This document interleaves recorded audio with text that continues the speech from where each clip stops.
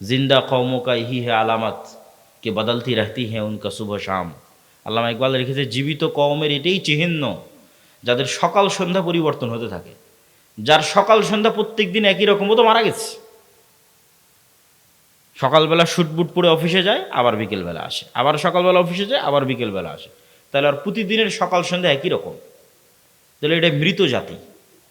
আর মরু যাযাবর বিদুইন, আজ এখানে 5 দিন থাকলো গরু ছাগল উট নিয়ে, 5 দিন পর আবার 100 কিলোমিটার দূরে আর এক জায়গায় চলে গেছে। ওখানকার যুদ্ধ, ওখানকার পরিবেশ ভিন্ন। আবার দাওয়াত, আবার ব্যবসা নিয়ে আর এক এলাকায় চলে গেছে, সেখানকার পরিবেশ, সেখানকার সমস্যা ভিন্ন। আবার ওখান থেকে 1 বছর 2 বছর পর আবার আর এক জায়গায় চলে গেছে ব্যবসা দাওয়াত নেওয়ার। প্রত্যেক দিনের সকাল আর সন্ধ্যা পরিবর্তন হচ্ছে। এটা জীবিত জাতি, এটাই মুসলমান উম্মাহ। আর ইউরোপীয় উপনিবেশে মুসলমানদের শিখালো তোমরা চাকরি করো, যে আমরা হয়ে গেলাম গোলাম। ব্যবসায়ী হতে হবে, টাকা ইনকাম করতে হবে, প্রচুর পরিমাণে মসজিদ মাদ্রাসায় টাকা দিতে হবে। আমি আগে মনে করতাম, বাংলাদেশ ছাড়ার আগে, ইউরোপ যাওয়ার আগে মনে করতাম যে আমরা মুসলমানেরাই মনে হয় বেশি দানের কথা বলি আর বেশি দান করি। ইউরোপ ঘোরার পর, ইংল্যান্ড ঘোরার পর আমার এই ভুল ধারণা ভেঙে গেছে। আমাদের চাইতে ওরা বেশি দান করে, ওরা বেশি ডোনেট করে। এই জন্য তো খ্রিস্টান মিশনারিগুলো এত পাওয়ারফুল। এগুলো সরকারি টাকা নয়, এগুলো আপনাদের মতো সাধারণ মানুষের দানের টাকা। যে টাকাগুলো ওরা ইউরোপ থেকে, আমেরিকা থেকে, ইংল্যান্ড থেকে নিয়ে বাংলাদেশে ব্যয় করতেছে, এরকম সারা পৃথিবীতে ব্যয় করতেছে। এগুলো সব আপনাদের মতো সাধারণ মানুষ দান করেছে, সরকার নয়। এই পরিমাণ তারা দান করে। তো আমি সবার প্রতি উদাত্ত আহ্বান জানাবো যে আমরা আজকের এই প্রতিষ্ঠানে যে যতদূর সম্ভব আপনাদের স্বেচ্ছাসেবক যদি থাকে ভেতরে যাওয়ার জন্য বলে দেন। বৈঠকি দানে আমরা সবাই অংশগ্রহণ করি এবং আমি আমার বক্তব্যের মূল বিষয়বস্তুর দিকে এগিয়ে যাই।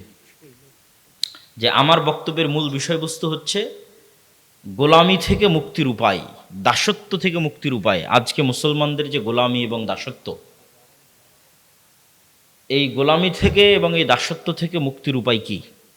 আপনারা একটু 5 মিনিটের মধ্যে আপনাদের আদায়ের কাজটা শেষ করে ফেলেন। নিজ নিজ সবাই একটু নিজ নিজ জায়গা থেকে উঠে আশপাশ থেকে আদায় করে ফেলেন এবং সবাই অংশগ্রহণ করেন যে যতটুকু পারেন, এবং মূল বক্তব্যের দিকে মনোযোগী হন।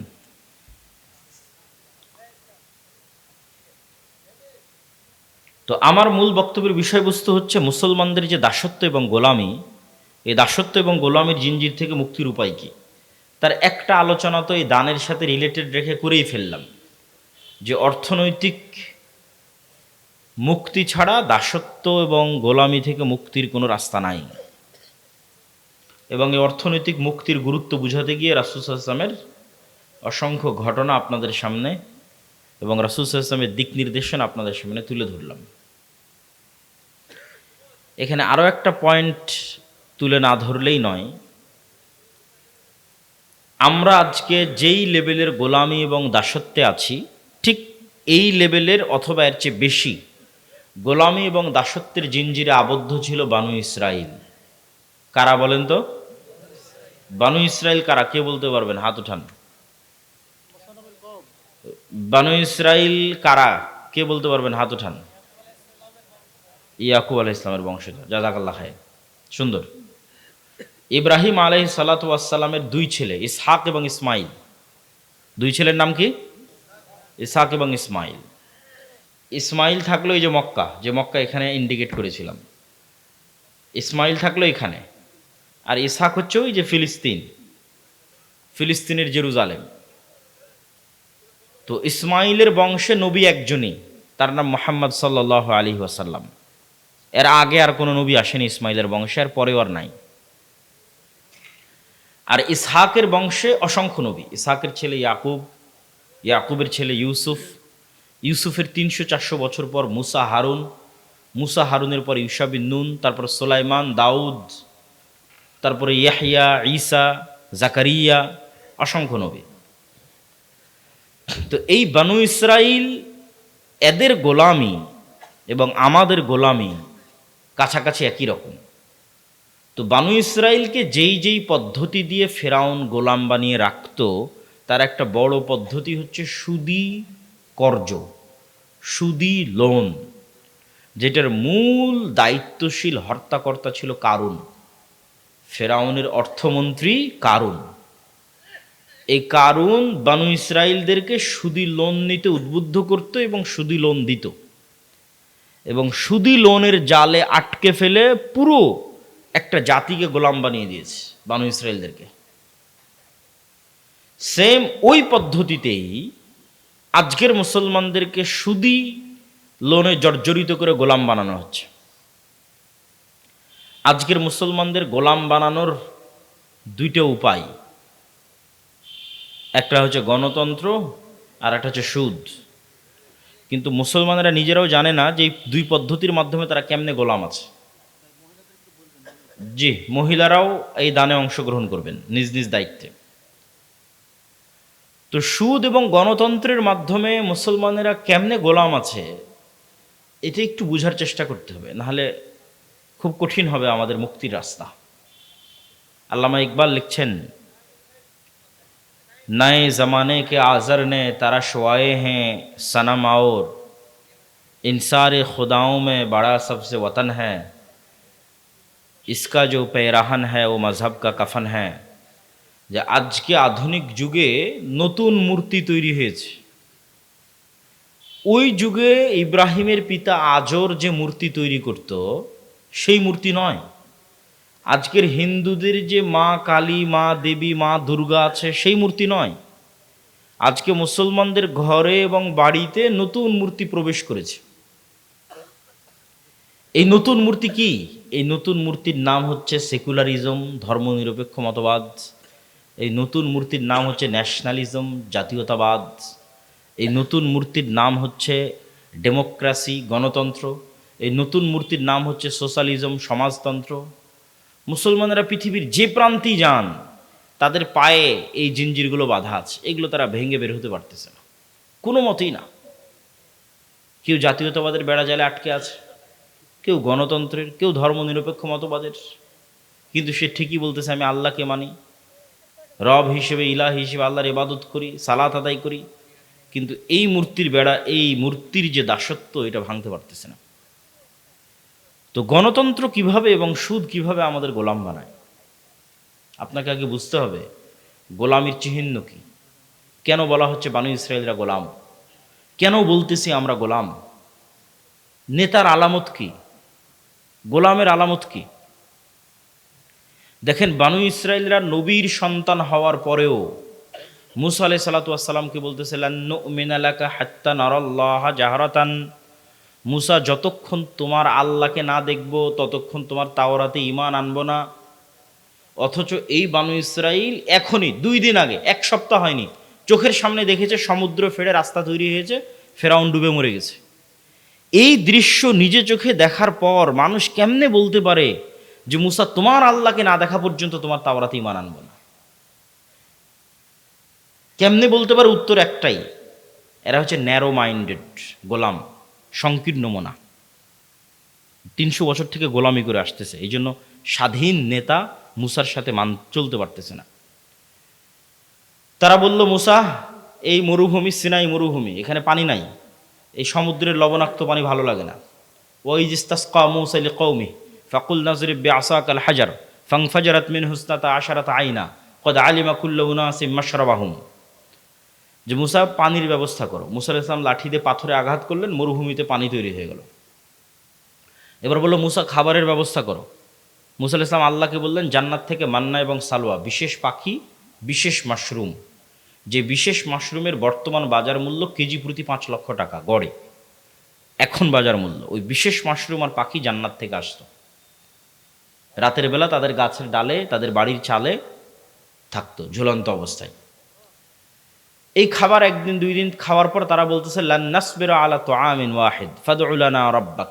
এই এক খাবার আমাদের ভালো লাগে না, তোমার আল্লাহকে বলো এই মরুভূমি থেকেই পেঁয়াজ, রসুন, আদা, চাল, ডাল সব উৎপাদন করে দিতে। এ হলো গোলাম কওম। গোলাম হলে এরকম ছেঁচড়া হয়, বুঝতে পেরেছেন? এরা তো নবীর সন্তান, এরা এরকম হলো কখন? 300 বছর থেকে গোলামি করতে করতে এরকম ন্যারো মাইন্ডেড, ছেঁচড়া হয়ে গেছে। তা ওইটার সাথে আপনি আমাদের স্বভাব মিলাবেন, তাদের স্বভাবের সাথে একটু পরেই মিলাবো। আল্লাহ সুবহানাহু ওয়া তাআলা এদেরকে বললেন, ঠিক আছে, তোমরা শাকসবজি খেতে চাও, এটা তো মরুভূমি, পাশেই বাংলাদেশের মতো উর্বর ভূমি আছে, তার নাম জেরুজালেম, ফিলিস্তিন। বিজয় করলেই হয়, যুদ্ধ করে বিজয় করো। তখন ওরা বলছে ইজহাব আনতা ওয়া রাব্বুকা ফাকাতিলা, মুসা তুমি আর তোমার আল্লাহকে যুদ্ধ করো, আমরা পারবো না। ইন্না ফিহা কওমান জাব্বারিন লান নাদখুলা ফিহা হাত্তা ইয়াখরুজু মিনহা, আরে ওখানে তো বিশাল দেহের অধিকারী জাব্বারিন কওম আছে, ওরা যতক্ষণ বের না হবে আমরা ততক্ষণ যাব না। আল্লাহ তাদের উপর আযাব নাজিল করলেন 40 বছরের, ইয়াতিহুনা ফিল আরদি আরবাউনা সানা, 40 বছর পাগলের মতো মরুভূমিতে ঘুরপাক খাও। 40 বছর পর ক্ষমা করে দেওয়া হলো, ইউসাবিন নুনের মাধ্যমে হাতে তওবা করে জেরুজালেম বিজয় হলো, আল্লাহ সূর্যকে থামিয়ে দিলেন, জেরুজালেম বিজয় করার তৌফিক দিলেন। এত 40 বছরের শাস্তি পাওয়ার পর আল্লাহ সুবহানাহু ওয়া তাআলা সূর্যকে থামিয়ে দিয়ে ওদের জেরুজালেম বিজয় দিচ্ছেন। তারপরে আল্লাহ ওদের বলতেছেন যখন তোমরা এই শহরে প্রবেশ করবা তখন সুজ্জাদান, তখন মাথা নত করে সিজদা অবস্থায় প্রবেশ করবা, আর মুখে বলবা হিত্তাতুন নাগফির লাকুম, যদি হিত্তাতুন বলো, হিব্রু ভাষায় হিত্তাতুন মানে আস্তাগফিরুল্লাহ, তাহলে তোমাদের ক্ষমা করে দেব। এরা আল্লাহর এত বড় নিয়ামত পাওয়ার পরও জেরুজালেমে যখন প্রবেশ করলো তখন পিছন আগে দিল, মাথা উপরে দিল, আর মুখে হিত্তাতুনের জায়গায় বলল হিনতাতুন। দাউদ এবং সুলাইমান আলাইহিস সালাতু ওয়াস সালামের যুগে আল্লাহ বললেন দাউদের কোরআন তেলাওয়াত শোনার জন্য শনিবারের দিন সমুদ্র এবং নদীর মাছেরা একত্রিত হয়, তোমরা শনিবারের দিন এই মাছগুলোকে ধরিও না। তারা বলল ঠিক আছে, শনিবারের দিন ধরবো না, মাছগুলোকে আটকে রেখে দিল, রবিবারের দিন ধরলো। যে আল্লাহ আপনি তো শনিবারের দিন ধরতে মানা করেছেন, শনিবারের দিন তো ধরিনি, মাছ আটকে রেখে দিয়ে কী বারে ধরেছে? তাহলে 2 নম্বরই বুদ্ধিতে 1 নম্বর না 2 নম্বর? না বাংলাদেশিদের চেয়ে বেশি না কম? এইবার মিলাতে পারবেন যে আমি যে বলতেছি যে গোলাম আমি, আপনি কেমনে গোলাম হচ্ছি সেটা বুঝতে পারবেন যে 2 নম্বর বুদ্ধিতে আমরা বাংলাদেশিরা আছি না নাই? এই হলো বানু ইসরাইল। 2 নম্বরই বুদ্ধি, ছেঁচড়ামি, মিথ্যা, চুরি, দুর্নীতি, ধোঁকা, এই জিনিসগুলো যার মধ্যে আছে সে এমনি গোলাম। তাহলে এই জিনিসগুলো কোথায় থেকে তৈরি হয়? ওটাই তো গোলাম তৈরির কারখানা। এবার আশা করি বুঝতে পেরেছেন, এটা তৈরি হয় গণতন্ত্র থেকে আর সুদী অর্থনীতি থেকে। কেমনে হয় সেটাও বুঝিয়ে দিচ্ছি, তাহলে আপনি বুঝবেন গণতন্ত্র হচ্ছে গোলাম তৈরির কারখানা। তো আমরা তো অলরেডি ব্রিটিশদের 190 বছর ঔপনিবেশিক শাসনে গোলাম ছিলামই। গোলামি করতে করতে আমাদের রক্তের মধ্যে 2 নম্বরই মিথ্যা, ধোঁকা এগুলো মিশে গেছে। আমরা আর ওই গোলামির বেড়াজাল থেকে বেরিয়ে আসতে পারছি না। কেন? পূর্ণাঙ্গ স্বাধীনতা আমাদের হয়নি। 47 থেকে নিয়ে আজ পর্যন্ত 70-80 বছরে আমরা ব্রিটিশ কাঠামোর মধ্যেই আছি। Bangladesh army is a legacy of British army. এই বাংলাদেশ আর্মি পাকিস্তান আর্মির খণ্ডিত অংশ, Pakistan army Indian army, Indian army British army. ফলত ব্রিটিশ আর্মিতে যা rules and regulation and law ছিল তাই বাংলাদেশ আর্মিতে ফলো হয়, কোনো 19-20 নাই। তারপর আমাদের যে কোর্ট, এটা ব্রিটিশ কোর্ট, সেটাই হুবহু ফলো হয়। আমাদের সংবিধান, পুলিশ আইন সব ব্রিটিশ, শিক্ষা ব্যবস্থা ব্রিটিশ। তাহলে পূর্ণাঙ্গ স্বাধীনতা আসেনি, ওই ফরম্যাটের মধ্যেই আছে। তো গণতন্ত্র চাপিয়ে দেওয়া আছে আমাদের উপরে যেন এখানে নেতা বের না হতে পারে। নেতা মানেই হচ্ছে সে 2 নম্বরে গেরবে না, নেতা মানেই হচ্ছে সে মিথ্যার আশ্রয় নেবে না, নেতা মানেই হচ্ছে সে ধোঁকা দিবে না, নেতা মানেই হচ্ছে সে মাথা উঁচু থাকবে, মাথা বিক্রি করবে না, নেতা মানে সে টাকার কাছে মাথা নত হবে না, মানে সে কোনো প্রকার লিয়াজু লবিং 2 নম্বরই রাস্তার সাথে যার সম্পর্ক নাই, ও হচ্ছে রিয়াল হিরো, রিয়াল নেতা, প্রকৃত নেতা। নবীরা এরকম নেতা ছিল। তাহলে এইরকম নেতা তৈরির রাস্তা বন্ধ করতে হলে যেই রাস্তাতে লিয়াজু লবিং দুর্নীতি এগুলো শিখা যাবে সেটা ধরে রাখতে হবে, নাহলে তো সবাই নেতা হয়ে যাবে, সবাই উসমান হাদি হয়ে বসে থাকবে। তাহলে উসমান হাদি যেন না হতে পারে তার জন্য গণতন্ত্র, ডেমোক্রেসি। তাহলে কি হবে? এক দল আর এক দলের বিরুদ্ধে তো বলবেই, একই আসনের মনোনয়ন প্রার্থী 6 জন 7 জন 10 জন, একজন আর একজনের চেয়ে মনোনয়নটা কে নিয়ে আসতে পারবে তার জন্য লিয়াজু লবিং, টাকা পয়সার লেনদেন, মিথ্যা, ধোঁকা, দুর্নীতি, দুর্নাম সব অবলম্বন করে তারপরে মনোনয়ন পেয়েছে। এগুলো অবলম্বন না করলে মনোনয়ন পাবে না, ঘরে বসে থেকে মনোনয়ন পাবে না। ওকে 2 নম্বর রাস্তার মধ্যে যেই মনোনয়ন নিতে হয়েছে। তাহলে এই 2 নম্বর রাস্তা দিয়ে যে মনোনয়ন নিয়ে আসলো তো আগেই গোলাম হয়ে বসে আছে। কালচার, গণতন্ত্র ওকে কি বানিয়ে দিল? গোলাম বানিয়ে দিল। তাহলে এখন এই পদ্ধতির মধ্যে মনোনীত 300 এমপি যদি নির্বাচিত হয়ে ক্ষমতায় আসে, এরা যদি মিনিস্টারও হয়, প্রাইম মিনিস্টারও হয়, এরা স্বাধীন না এরা গোলাম? এত আসতে বললেন যে এরা স্বাধীন না গোলাম? গোলাম এমপি, গোলাম মন্ত্রী, গোলাম প্রাইম মিনিস্টার, গোলাম কান্ট্রি। কেন? ও স্বাধীনতার মূল বেসিক ক্রাইটেরিয়া পূরণ করতে পারেনি। তো বানু ইসরাইল 2 নম্বর রাস্তা অবলম্বন করে এসেছে। তাহলে যে 2 নম্বর রাস্তা অবলম্বন করে বড় হয়েছে, ওকে আমি আমেরিকা, আমি ভারত বলবো, বাবা তুই যা দুর্নীতি চুরি চামারি কর, কোনো সমস্যা নাই। বাংলাদেশের মানুষ যেদিন 36শে জুলাইয়ের মতো পিটুনি দিবে, পালিয়ে ভারতের আমেরিকায় চলে আসবি, সব টাকা পয়সা আমাদের এখানে পাঠাবি, কোনো সমস্যা নেই।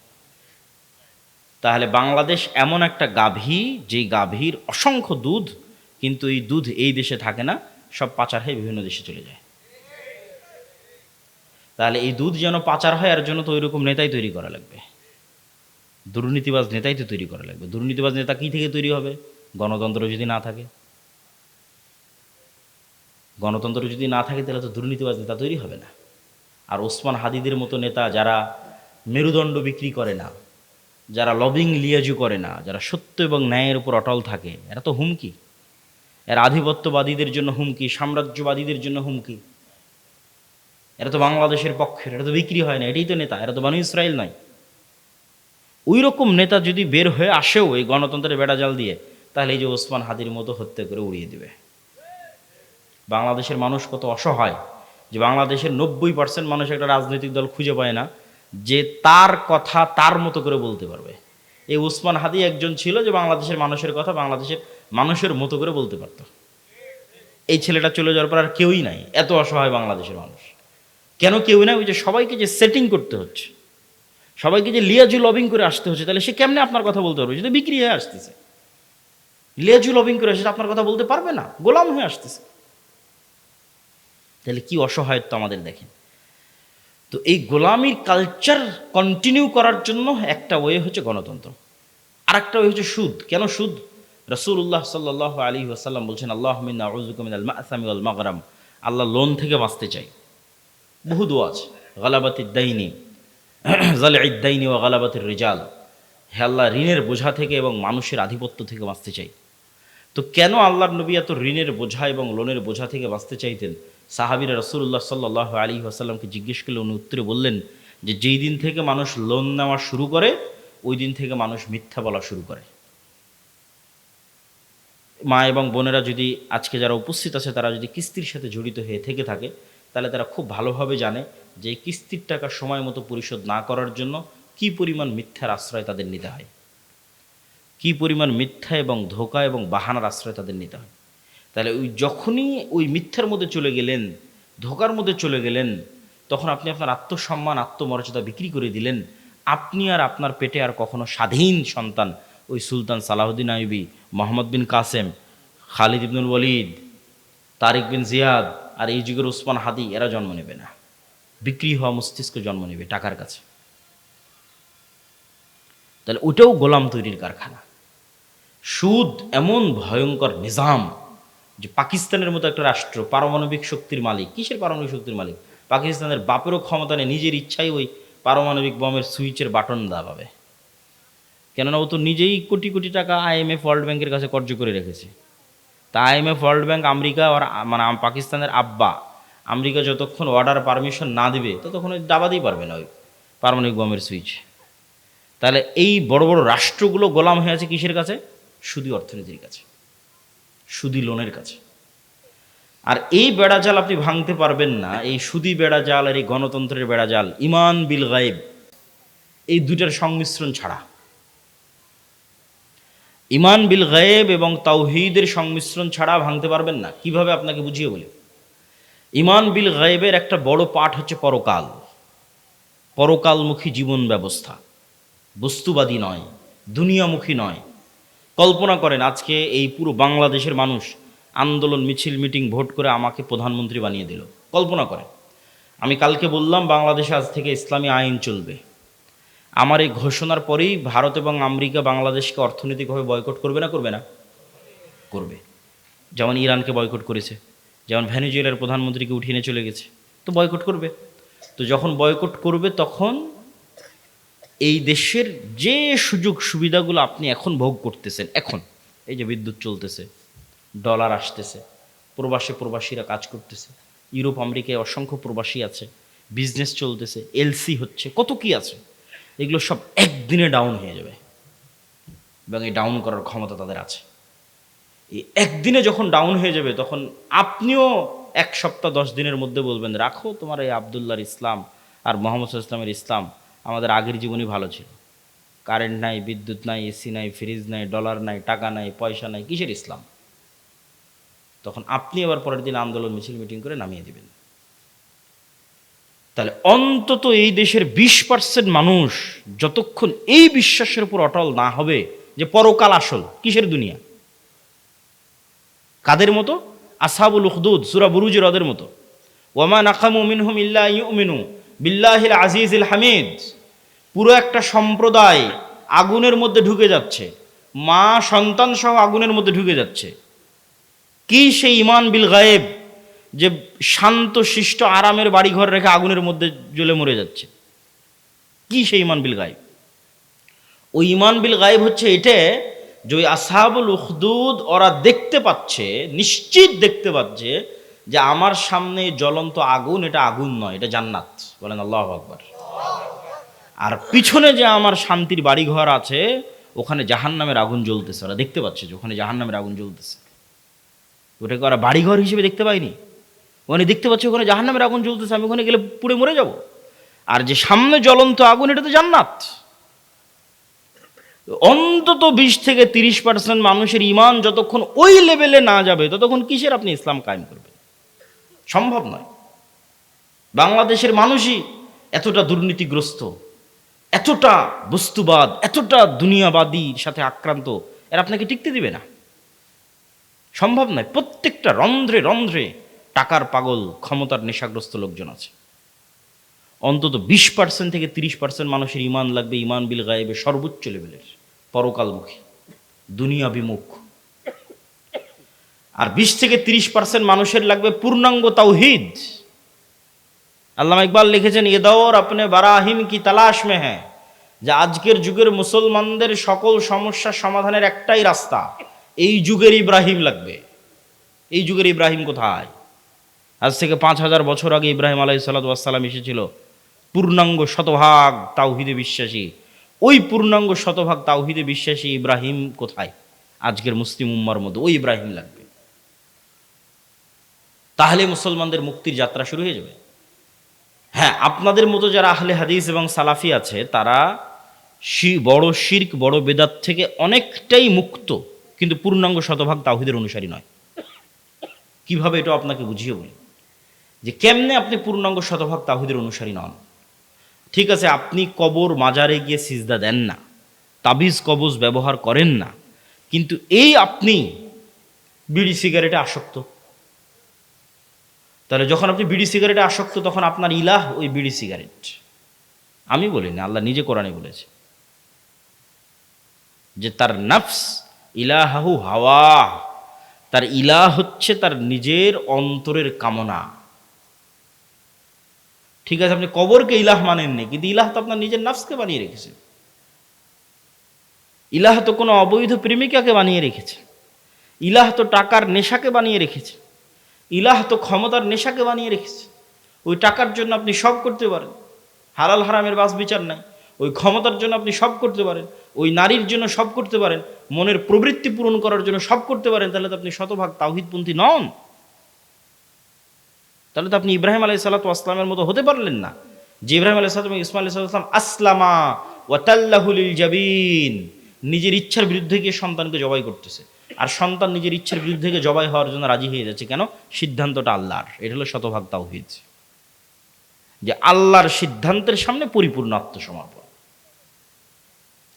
তাহলে শতভাগ তাওহীদপন্থী 20% থেকে 30% মানুষ, আর ইমান বিল গায়েবে সর্বোচ্চ স্তরের 20-30% মানুষ হওয়া ছাড়া পূর্ণাঙ্গ ইসলামী বিপ্লব সম্ভব নয়। এই দাওয়াত আজকে আমি দিচ্ছি না, এই দাওয়াত শাহ ইসমাইল শহীদ দিয়ে গেছে আজ থেকে 100-150 বছর আগে। ওনার একটাই দাওয়াত ছিল যে আমাদের পূর্ণাঙ্গ ইসলামী বিপ্লবের আগে মানুষকে শতভাগ পূর্ণাঙ্গ তাওহীদে বিশ্বাসী হতে হবে, নাহলে পূর্ণাঙ্গ ইসলামী বিপ্লব সম্ভব নয়। শতভাগ তাওহীদে বিশ্বাসী এবং ইমান বিল গায়েবে ইয়াকিন আছে এরকম 20-30% মানুষ লাগবে পুরো বাংলাদেশের। তাহলে এর উপর ভিত্তি করে পূর্ণাঙ্গ ইসলামী বিপ্লব কায়েম হবে। পূর্ণাঙ্গ ইসলামী বিপ্লবের সকল ক্রাইটেরিয়া রেডি আছে, শুধু ওই রকমের যোগ্য মানুষ নাই। তারপরে কি লাগবে? তারপরে আরো দুটা জিনিস লাগবে। এক, আমি পূর্ণাঙ্গ তাওহীদপন্থী মানুষ, ঠিক আছে, আমি পূর্ণাঙ্গ ঈমান বিল গায়ব অর্জন করলাম, ঠিক আছে, কিন্তু নেতা হওয়ার জন্য আরও দুটো জিনিস লাগে। ওই দুটো জিনিস পূরণ না করতে পারলে নেতা হতে পারবেন না। একটা হচ্ছে আল্লাহ সুবহানাহু ওয়া তাআলা এই পৃথিবী যেই ফাংশনের উপর ডেভেলপ করেছে ওই ফাংশন আপনাকে ইউজ করতেই হবে। তো এই পৃথিবীতে নেতা হওয়ার ফাংশন হচ্ছে জ্ঞান এবং শিক্ষা, এটা আল্লাহই দিয়ে রেখেছে। এখন এই জ্ঞান এবং শিক্ষার বাটন যদি ইহুদি খ্রিস্টান চাপে তাও ওরা নেতা হয়ে যাবে। এই জ্ঞান শিক্ষার বাটন যদি হিন্দু ডোম চামার ম্যাথর মুচির চাপে ওরা নেতা হয়ে যাবে। আল্লাহ কখনো তার রুলস ভাঙ্গেন না। এখন এই নাটোর, এই এলাকার নাম কি, নাটোর সাধুপাড়া, এই অঞ্চলের যুবকেরা যদি মদ bidi cigarette TikTok video YouTube BPL IPL জুয়া online betting free fire PUBG এগুলো নিয়ে ব্যস্ত থাকে, আর ওইদিকে ইসরায়েলের ইহুদি আর ইউরোপ আর আমেরিকার খ্রিস্টান ওরা যদি জ্ঞান অর্জনে ব্যস্ত থাকে ওদের সন্তানেরা, আল্লাহ বলবেন না, আল্লাহ তার রুলস ব্রেক করে বলবেন না যে ইহুদি খ্রিস্টান তোরা থাম, তোদের নেতা বানাবো না, আমার নাটোরের কিছু মদখোর জুয়াখোর বান্দা আছে ওদের নেতা বানাবো। এটা আল্লাহ করবেন না। নেতা হতে হলে গোলামির জিঞ্জির আপনাকে নিজে হাতেই ভাঙতে হবে, সেটা জ্ঞান এবং শিক্ষা। জ্ঞান এবং শিক্ষায় সর্বোচ্চ স্তর অর্জন করার চেষ্টা ছাড়া নেতা হওয়ার আর কোনো রাস্তা পৃথিবীতে নাই। নেতা হওয়ার এই রাস্তা আল্লাহ নির্ধারণ করেছে। তলুতকে আল্লাহ বলছেন বাস্তাতাং ফিল ইলমি ওয়াল জিসম, যে আমি তলুতকে বানু ইসরাইলের নেতা বানিয়েছি, জ্ঞানে বড় তাই, জ্ঞানে বেশি তাই। আদমকে ফেরেশতা এবং জিনের উপর শ্রেষ্ঠত্ব দিয়েছি, জ্ঞানে বেশি তাই। আল্লাহ সুবহানাহু ওয়া তাআলা নিজের রুবুবিয়ত এবং উলুহিয়তের চ্যালেঞ্জ দিয়েছেন তার জ্ঞান দিয়ে, সবার চেয়ে অসীম জ্ঞানের অধিকারী তিনি। তাহলে শক্তিশালী হওয়ার নেতা হওয়ার রাস্তা জ্ঞান, যে গ্রহণ করবে সেই নেতা হবে, আল্লাহ বাধা দিবেন না। আর মুসলমান যদি গ্রহণ না করে কি করার বলেন, কিছুই করার নেই। তাহলে 3 নম্বর রাস্তা হচ্ছে জ্ঞান অর্জন করতে হবে। 4 নম্বর রাস্তা সত্যবাদিতা এবং ন্যায়পরায়ণতায় অটল থাকতে হবে, পাহাড়ের মতো। যেটা দিয়ে আলোচনা শুরু করেছি যে 2 নম্বরই ধোঁকাবাজি, এগুলো যে গণতন্ত্র এবং সুদ থেকে আসে, ওটার বিপরীতটাই হচ্ছে সত্যবাদিতা ন্যায়পরায়ণতায় অটল থাকা, ওসমান হাদিদের মতো। কিন্তু মুসলমানদেরকে আমরা ইসলামটা বুঝাতেই পারলাম না। বাংলাদেশের OC DC SP AC land sub registrar সচিবালয়ে কত সচিব বসে আছে, আমরা তো বাহির থেকে তো এসে আর আমাদের কেউ গোলাম করতেছে না, আমাদের লোকজনই তো গোলাম, বাংলাদেশের নাগরিকেরাই তো গোলাম, বাহির থেকে এসে কেউ গোলাম করতেছে না তো। এই সমস্ত পদে যারা বসে আছে এরা টাকার কাছে বিক্রি হয়ে যায়, অথচ এরা সালাত আদায় করে, এরা হজ করে, এরা ওমরা করে, এরা মসজিদ মাদ্রাসায় যে কমিটি বিশেষ অতিথি প্রধান অতিথি এরা সবাই আছে, কিন্তু নিজ চেয়ারে যখন বসতেছে তখন 2 নম্বরই করতেছে। তাহলে এরা কি মনে করেছে? এরা মনে করেছে ঠিক আছে, আমি সচিবালয়ে বসে এসিল্যান্ড সাব রেজিস্ট্রার যা আছি সব হয়ে যত পারি 2 নম্বরই সুদ ঘুষ দিয়ে টাকা ইনকাম করব, আর নামাজ পড়ে হজ করে আর দান করে ওটাকে মাফ করে নেব। নাউজুবিল্লাহি মিন যালিক। তাহলে আমরা হুজুররা এটা বুঝাতে পারিনি, আলেম ওলামা বুঝাতে পারিনি যে ইসলাম কি। এটা তো মুনাফিকই, শুধু মুনাফিক, তার অন্তরে তো ইমানই ঢোকেনি। তার সালাত কি, তার সিয়াম কি, তার হজ কি, সে তো মুনাফিক। রাসূলুল্লাহ সাল্লাল্লাহু আলাইহি ওয়াসাল্লামের স্পষ্ট হাদিস, ইজা তুমিনা খানা, তাকে যে আমানতের দায়িত্ব দেওয়া হয়েছে ওটার খেয়ানত করে যে মুনাফিক, ওর অন্তরে ইমান ঢোকেনি। লা ঈমান লিমান লা আমানাতা লাহু। তাহলে মুনাফিকের হারাম টাকার দুর্নীতির টাকার কিসের ইবাদত? বরং ওর উল্টাটা, ও যদি কোনো বড় ইবাদত নাও করে, কোটি কোটি টাকা দান নাও করে, তাহাজ্জুদের রাতের সালাত নাও আদায় করে, হজ নাও করে, শুধু ওর যে চেয়ারে বসে আছে ওসি ডিসি এসপি মন্ত্রী সচিব এসিল্যান্ড, এই চেয়ারে চুল পরিমাণ অন্যায় না করে, তাহলে এদের হজের চেয়ে, এদের রাতের তাহাজ্জুদের সালাতের চেয়ে এবং অন্যদের কোটি কোটি টাকা দানের চেয়ে সে শ্রেষ্ঠতম নেকির অধিকারী হবে। রাসূলুল্লাহ সাল্লাল্লাহু আলাইহি ওয়াসাল্লাম বলেছেন, সাবআতু ইউযিল্লুহুমুল্লাহ ইয়াউমা লা যিল্লা ইল্লা যিল্লুহু। 1 নম্বরে ইমামুন আদিল। 7 শ্রেণীর যারা বিশেষ আল্লাহর ছায়া পাবে, এখানে সবাই আছে, নামাজি আছে, দানবীর আছে, সবাই আছে, কিন্তু 1 নম্বরে জায়গা দেওয়া হয়েছে পদে বসে ন্যায়পরায়ণ যে।